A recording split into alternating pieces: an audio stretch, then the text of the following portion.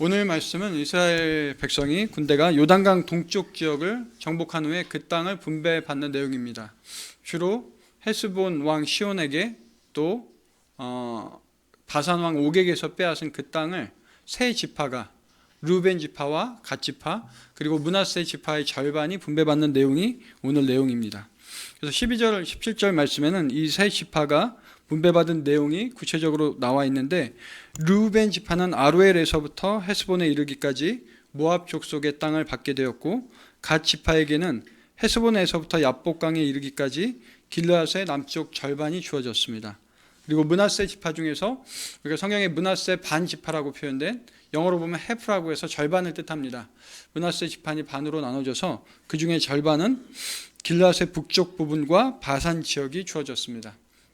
그래서 그 므낫세 지파의 자손이었던 야일 같은 경우에는 자신이 차지한 그 땅을 하봇 야일이라고 불렀는데, 그대로 해석을 하면, 번역을 하면 야일의 촌락이라는 뜻입니다. 그래서 므낫세 지파의 후손들이 어떻게 구체적으로 그 땅을 분배받았는지 이 내용들이 17절까지 이어지고 있습니다. 그리고 나서 18절부터 20절까지 이르는 내용은 요단강 동쪽 땅을 분배받은 지파들이 행해야 될 사항들에 대해서, 전에 약속했던 것들에 대해서 모세가 상기시키는 내용이 나오고 있습니다. 요단강 동쪽 땅을 분배받은 지파들은 그 땅을 받았다라고 해서 이제 요단강을 건너가서 요단강 서편 지역, 즉 가나안 땅을 정복해 나가야 하는 그 싸움에서 빠질 수가 없었습니다. 이 내용이 민수기 32장에 나오는데, 민수기 32장 1절 말씀입니다. 르우벤 자손과 갓 자손은 심히 많은 가축대를 가졌더라. 그들이 야셀 땅과 길렛 땅을 본즉 그곳은 목축할 만한 장소인지라. 이들이 사실상 이 땅을, 요단강 동편 땅을, 가나안 땅이 아닌 동편 땅을 받을 수 있었던 이유는 유난히 이 세 지파가 물질적인 축복을 받아서 가축들을 많이 거느리고 있었던 것 같습니다. 그래서 이들에게 가축을 기르기에 좋은 장소, 요단강 서편보다 오히려 동편 지역이 그냥 눈으로 보기에도 초목이 무성하고 가축을 기르기에 적당한 장소로 보였기 때문에 가축을 많이 소유하고 있는 지파들에게 우선권을 주었습니다. 그리고 이들이 비록 가나안 땅은 아니지만 이 땅을 차지하게 되었는데, 그렇다라고 해서 그러면 이미 땅을 차지했기 때문에 그들이 이곳에 머물러 있게 된다면 나머지 12지파 중 나머지 지파들에게는 굉장히 불공평한 일이 될 것입니다. 그래서 이들이 이 땅을 차지하기 위해서 약속했던 것이, 우리가 이 땅을 차지한다고 해서 여기에 머무는 것이 아니라 요단강 서편으로 가나안 땅을 정복해서 나아갈 때 오히려 우리가 선두에 서겠습니다. 우리 아내와 자손과 가축은 이 땅에 남겨두겠지만 우리가 남성들은, 군인들은 모두 동참해서 함께 그 가나안 정복을 향해서 나아가고, 오히려 선봉에 서서 그 싸움을 싸우고, 모든 정복이 끝난 다음에 다른 지파들도 땅을 분배받고 난 후에야 우리가 다시 요단강 동편에 이 땅으로, 가족들이 기다리는 땅으로 돌아오겠습니다라고 약속을 했습니다. 모세가 이 말을 듣고 그때서야 이들에게 이 지역을 허락해 주었던 것입니다. 그래서 이들은 약속한 대로, 이들이 약속을 잊지 않도록 모세는 이제 곧 가나안 정복에 나서게 될 텐데, 오래전에 했던 이 약속들 가운데에서 이 세 지파가 그 약속을 어기지 아니하고 앞으로 있을 싸움에 동참할 수 있도록 이 사실을 다시 한번 짚고 넘어가고 있습니다. 오늘날에도 저는 가보지는 못했지만 성지순례를 해보신 분들은 혹시 아실지 모르겠습니다. 지금도 요르단 지역, 현재 오늘날 국가로는 요르단이죠. 이 요단강 동편에 가면 정말로 서편보다 오히려 더 비옥하다라고 합니다. 가축을 기르기에 마땅한 장소인데, 물론 이제 그들 기준이겠죠. 우리 한국에서 여름철 그 울창하고 무성한 숲에 비할 바는 아니지만 비교적 건조하고 풀이 잘 자라지 않는 그 지역에서는 상대적으로 꽤 비옥한 지역이라고 합니다. 그래서 이 땅을 부여받은 이 세 지파는 어떤 면에서 보면 굉장히 특권을 누리고 있고 축복을 받은 게 아닌가 생각할 수 있지만, 특히 므낫세 지파를 생각하면 이 결정이 과연 지혜로운 결정이었는지, 신앙적인 결정이었는지 우리가 되짚어볼 필요가 있습니다. 우리가 무심코 읽고 넘어가는 므낫세 반지파, 우리 홍 목사님께서도 이제 여호수아서 말씀하면서 굉장히 중복되는 부분들이 많이 있는데, 그냥 무심코 읽고 넘어가면 므낫세 지파 중에 그냥 반 지파인가 보다, 또 모르시는 분들은 이게 므낫세의 절반을 뜻하는 건지 이름인지 헷갈리시는 분들도 계실 것 같습니다. 근데 므낫세 지파가 어떻게 보면 지금 양분도 있는 거죠. 므낫세 지파 중에서 절반은 지금 눈에 보니까 이 요단강 동편이 너무 비옥하고 눈에 좋아 보이는데 이곳에 머무르자. 반면에 또 므낫세의 절반은 아니다. 하나님께서 약속해 주신 땅은 지금 요단강을 건너가서 이 요단강 서편 가나안 땅인데 우리가 어떻게 여기 머무를 수 있겠느냐. 우리 눈에 현실적으로 아무리 좋아 보이지만 우리가 하나님의 약속을 붙들고 요단강을 건너가야 된다. 지금 양분되어 있습니다. 므낫세 지파가 반으로 갈린 거죠. 사실상. 근데 이 내용은 거슬러 올라가면 창세기로까지 거슬러 올라갑니다. 창세기 48장에 보면 이제 야곱이 수명이 거의 다해서 하나님 앞에 갈 때가 되었을 때 요셉이 두 아들들을 데리고 와서 므낫세와 에브라임을 데리고 와서 할아버지에게 축복받는 내용이 나옵니다. 이스라엘의 전통으로는 오른손을 장자의 손에 올리고 왼손을 차자의 손에 올려서 축복이 장자에게 먼저 가도록 하는 게 맞는데 이 야곱이 손을 엇갈려서 축복을 합니다. 반대로. 므낫세가 아닌 에브라임에게 오른손을 얹어준 거죠. 그러니까 요셉은 이 일을 보고서 좋지 않게 여겨서 장자에게 오른손이 올라가야 될 텐데 아버님이 왜 저러실까? 나이가 많이 드셔서 눈이 어두워졌기 때문에 잘못 보신 게 아닌가 하고 손을 바꾸어 드리려고 합니다. 근데 야곱은 아니라고 얘기하죠. 아니다, 내가 하는 일을 내가 모르지 않다. 내가 알고서 일부러 그렇게 하는 것이다라고 하고 결국에는 손을 엇갈려서 에브라임에게 오른손을 얹고 므낫세에게 왼손을 얹어서 축복을 합니다. 그래서 이 사실을 해석할 때 야곱이 자신이 차자임에도 불구하고 축복을 받았던 것처럼 그 차자 계승의 전통을 계속 이어가려고 했던 것이 아닌가.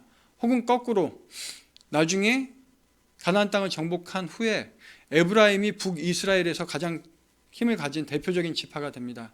이 사실을, 이 기원을 설명하기 위해서 에브라임이 왜 그렇게 북이스라엘의 대표 지파가 될 수밖에 없었는지 그 과정을 설명하려고 했다라고 해석하기도 하지만 우리가 그냥 신앙적으로 우리의 삶에 적용시켜 볼 때에는 아까 앞서 말씀드린 대로 요단강을 기준으로 동편과 서편의 차이점에 대해서 만약에 요단강 동편이 우리 눈에 보이는 굉장히 지극히 현실적이고 물질적인 축복을 의미한다면 요단강 서편은 당장에 우리 눈에 보기에는 좀 부족할 수 있지만 오히려 신앙적이고 미래지향적인 선택이 아닌가. 그리고 그것을 므낫세 지파가 지금 반으로 나뉘어서 이 정복 전쟁을 하고 있는 므낫세 지파가 대신 보여주고 있는 것이 아닌가 생각을 합니다.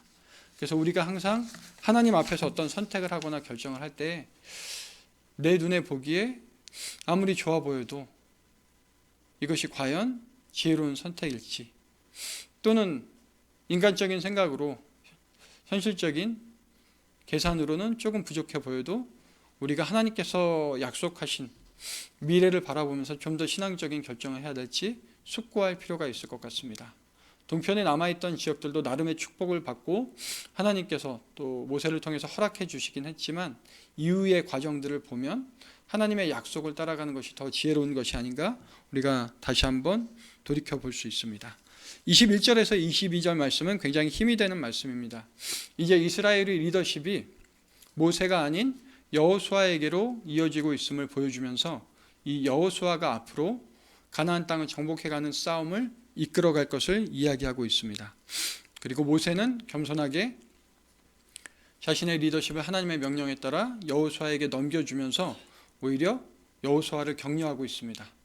하나님께서 지금 요단강 동편에서 이미 헤스본 왕 시온의 땅과 또 바산 왕 옥의 땅을 정복해서 차지할 수 있도록 이끌어 주셨던 것처럼 이 요단강을 건너가서 이제 가나안 땅을 본격적으로 정복해 나가는 과정에서도 함께 하셔서 그 땅을 차지할 수 있도록 해 주실 것이라고 이야기를 합니다.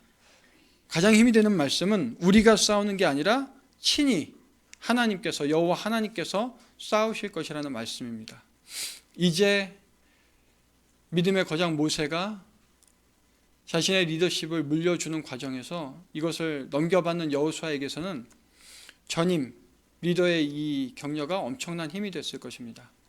굉장히 두렵고 무겁고 막중한 책임을 맡게 될 터인데 내가 그 일을 감당한다라고 하면 얼마나 위축이 되고 두렵겠습니까? 그런데 내가 하는 것이 아니라 하나님께서 친히 싸우실 것이다. 지금까지 해오셨던 것처럼 내가 싸우는 게 아니라 이스라엘 백성들이 싸우는 게 아니라 너희들은 하나님의 백성이기에 하나님께서 친히 그 싸움을 대신할 것이라는 이 말이 엄청난 힘이 됐을 것입니다. 우리도 신앙생활을 하는 과정에서, 신앙생활이라는 게 참 그렇지 않습니까? 똑같이 이 땅을 살아가는데 겉보기에는 전혀 믿지 않는 사람들과 다를 바가 없는데, 신앙의 힘이 있기에 우리가 감당해야 되는 시험과 어려움과 또 포기해야 되는 것들도 있고, 그럼에도 불구하고 우리가 그 신앙을 지킬 수 있는 것은 우리가 지키는 것이 아니라 우리 안에 계신 주님께서, 하나님께서 우리와 함께 하시면서 그 모든 싸움들을 대신해 주시기 때문에 이겨낼 수 있는 것입니다.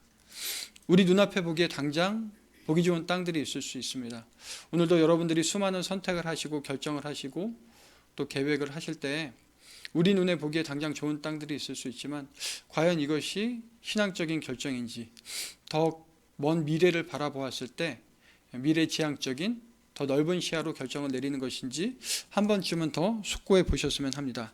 무엇보다도 오늘의 하루의 삶 가운데서 또 수많은 영적인 싸움들이 있고, 우리로 하여금 영적인 교만에 빠지도록, 섣불리 판단하도록 하나님보다 현실을 바라보고 나를 드러내거나 나의 욕심을 바라보도록 하는 수많은 영적 싸움이 있을 텐데, 그 싸움 가운데서 우리가 영적인 교만을 버리고 겸손하게 하나님을 바라보면서 나아갈 수 있는 것은 그 영적 싸움이 우리의 힘이 아니라 하나님의 힘으로 싸워내는 것이기 때문에 그렇습니다.